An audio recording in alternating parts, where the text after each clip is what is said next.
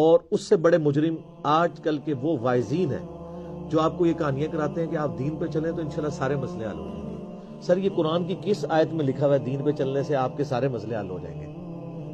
تو صحابہ کرام کے تو مسئلے کوئی نہیں حل ہوئے، ان کو تو جنگوں کی تکلیفوں سے گزرنا پڑا۔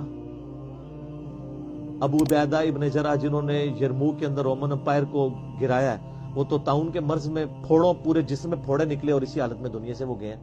ان کی تو تکلیفیں کوئی نہیں، ان کو دعائیں نہیں آتی تھیں، ان کو وظیفے نہیں آتے تھے۔ اللہ کے محبوب صلی اللہ علیہ وآلہ وسلم کو اپنی 3 جوان بیٹیاں اپنی زندگی میں دفنانی پڑی، چوتھی کے بارے میں بتا دیا گیا یہ بھی آپ کی وفات کے 6 مہینے کے بعد فوت ہو جائے گی۔ 4 بیٹے بچپن میں فوت ہو گئے، 2 بیٹیوں کو ایک ہی دن طلاق ہو گئی، تو اللہ کے نبی کی مشکلات کیا دنیاوی آسان ہو گئی تھی؟ صحابہ کرام کی دنیا میں کیا تکلیف آسان ہو گئی تھی؟ تکلیف جھیلنا آسان ہوگا، تکلیفیں کو نہیں ختم ہونی۔ ایک کنو کاٹ لو گال، وہ آسان اس لیے ہو جائے گا ان اللہ مع الصابرین، اللہ آپ کو صبر کی توفیق دے دے، بس تکلیفیں دور کوئی نہیں ہونی۔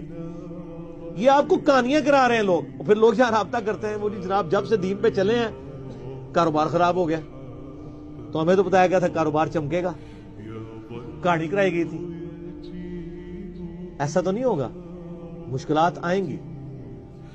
جامع ترمذی میں ابو داؤد میں حدیث ہے کہ سب سے زیادہ تکلیفیں اللہ تعالیٰ کی طرف سے پیغمبروں پہ آتی ہیں، اس کے بعد ان پہ آتی ہیں جو ان کے بعد سب سے بڑھ کے اللہ کو محبوب ہوتے ہیں، اور اس کے بعد ان پہ آتی ہیں جو ان کے بعد سب سے بڑھ کر اللہ کو محبوب ہوتے ہیں۔ حتیٰ کہ انسان پہ تکلیفیں آتی رہتی ہیں اور اس کے بدلے اللہ اس کے گناہ معاف کرتا رہتا ہے، اور جب وہ دنیا سے اٹھایا جاتا ہے تو پاک و صاف اٹھایا جاتا ہے۔ سر پھر آپ دیکھ لیں گے، اسی لیے المستدرک الحاکم میں جب سیدنا ابو ذر غفاری رضی اللہ تعالیٰ عنہ کا چیپٹر بعد ہے نا امام حاکم نے، تو پہلی حدیث یہی لے کے آئے ہیں جو میں نے بیان کی ہے کہ سب سے زیادہ تکلیفیں کس پہ آتی ہیں؟ انبیاء پہ، اس کے بعد ان کے اوپر آتی ہیں جو انبیاء کے بعد وہ یہ بتانا چاہ رہے تھے کہ ابو ذر غفاری کی پوری زندگی غموں سے عبارت ہے، تو کوئی یہ نہ سمجھے کہ ان پہ غم کیوں ہے، تو وہ اس لیے کہ یہ انبیاء کے بعد سب سے بڑھ کر اللہ کو محبوب بندوں میں سے ایک بندہ تھا۔